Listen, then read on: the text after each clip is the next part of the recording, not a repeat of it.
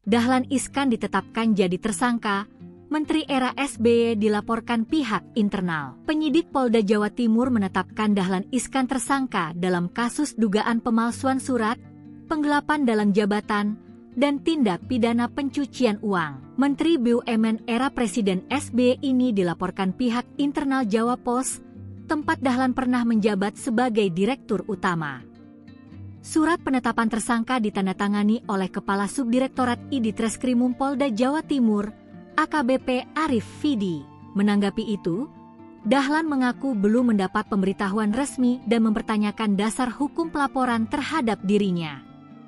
Dikutip dari sripoku.com, Dahlan juga menyinggung nama pihak internal Jawa Pos yang diduga melaporkan dirinya dalam kasus tersebut. Mengutip tribunnews.com, kasus ini bermula dari laporan polisi bernomor LPB 546/9/2024 SPKT Polda Jatim tertanggal 13 September 2024 dengan pelapor bernama Rudi Ahmad Syafi Harahap yang mewakili manajemen Jawa Pos. Dalam laporan itu, Dahlan diduga terlibat dalam pemalsuan dokumen yang berkaitan dengan kepemilikan dan pengelolaan aset perusahaan. Penyidik telah mengeluarkan surat perintah penyidikan dengan nomor SP Sidik 421-1/9/2025 di Treskrimum pada 10 Januari 2025 sebagai dasar hukum penetapan tersangka.